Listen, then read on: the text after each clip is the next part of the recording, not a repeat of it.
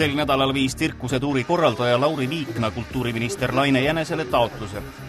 Viikna on nõuks võtnud kultuuriministeeriumilt abi paluda ja luua rahvustsirkus Estonia. See koondaks parimad kodumaised artistid ja ka eksootilisemad loomad.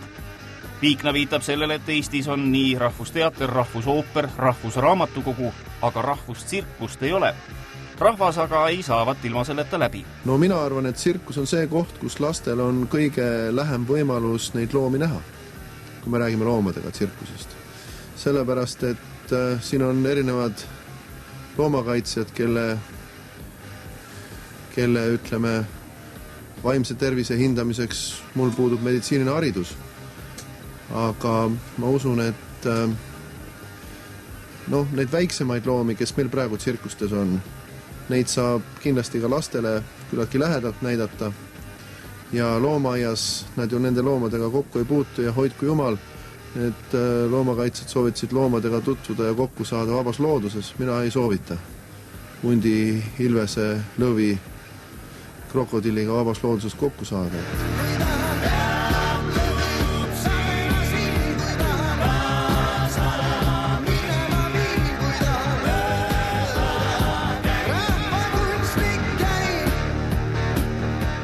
Minul on jäänud paar sellist kaadrit ka on mällu süüvinud. Üks oli, kus ühte elevandipoega, et see julmalt peksti nuutadega ja see loom läks nurka, ta oli väga õnnetu. Seal oli isegi suumitud need pisarad, mis tal silmist tulid ja see oli väga selline kurb vaatepilt ja teine üsna kummaline vaatepilt oli see, kuidas karu õpetati tantsima Vene tsirkuses ja see on sedasi, et inimesed seda ei tea, aga karu saab tantsima niimoodi, et ta tõstetakse kuuma metallplaadi peale ja nüüd hakkab ju väga tuline jalataldadel ja siis ta hakkab tammuma ja lõpuks, kui selle eest ka suhkrut saab, siis ju karu teeb trikke. Lastel on ju väga mõnus näidata, karud pannakse puurist tantsima ja vaata, kui vahva see on, paneme talle mingi tobeda kleidiga selga ja kasseerima ainult nagu inimeste käest raha, aga tegelikult see, mis siin taga on, see ei ole üldse nii tore. Peatub läbi siin Kaasaviin, Kaaru Kaasaviin, mööda käib. Kultuuriministeeriumi avalike suhete osakonna juhataja Ave Toots Erelti sõnul ministeerium menetleb taotlust, kuid seisukoha kujundamine võtab aega. Eesti loomakaitsjad on aga loomade tsirkuses kasutamise vastu. Loomakaitse selts koostöös Rohelistega on esitanud Riigikogule ettepaneku keelustada metsloomade kasutamine tsirkuses. Kui kaua see aega võtab, seda ei oska nüüd küll keegi praegu öelda. Protsess käib, kohtutakse eri huvigruppidega, räägitakse inimestega ja eks nad arutavad nii maaelukomisjonis kui õiguskomisjonis, aga lõplikku daatumit öelda nüüd, millal ta on Eestis keelustatud, et ei oska küll praegu isegi ennustada mitte, aga loodetavasti sellega ei tohiks väga kaua aega minna ja küllap on ka Euroopa eeskujud Eestile natkavad.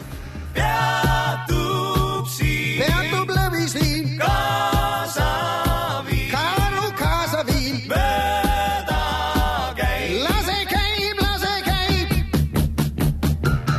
Täna on aga loomade kasutamine tsirkuses osaliselt või täielikult keelatud Tšehhis, Taanis, Soomes, Portugalis, Indias ja Rootsis, samuti Belgias, Poolas, Ungaris, Austrias, Costa Ricas, Horvaatias, Boliivias, Iisraelis ja Singapuris. Ära sellist juttu üldse räägi, võttes ära.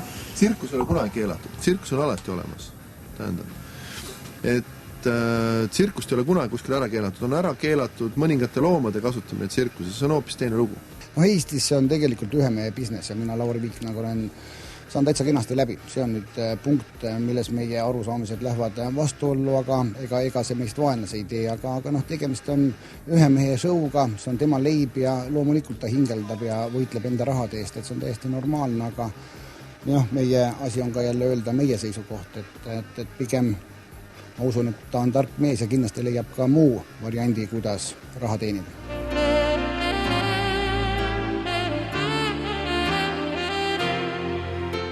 Ükski metsloom, ükski loom tegelikult ei taha teha mingeid tobedaid trikke, et sunnitakse ja sellega iseenesest kahjustatakse looma heaolu, et kui siin kas või lõvile öelda, et ole nüüd mõnus, et hüppa läbi selle põleva rõnga, eks, et ei tee seda mitte mingil juhul, siin peab ikka piitsaga tõbras selja taga olema, keda ta kardab rohkem ja siis ta läheb vastu oma alalhoiu instinktile ja hüppab sealt karvade kärssades läbi, et siin et kõik käib nii sõbralikult, et see ei ole nii, et me oleme näinud tundide kaupa videosid nendest dresseerimismeetoditest ja see ei ole üldse lõbus, et see on otseselt looma piinamine, et Euroopas on ju näha, et trend on ju selline, et järjest enam Euroopa riike tegelikult keelustab loomade kasutamise tsirkuses, väga paljud on läinud seda teed, et metsloomade kasutamine tsirkuses keelustada.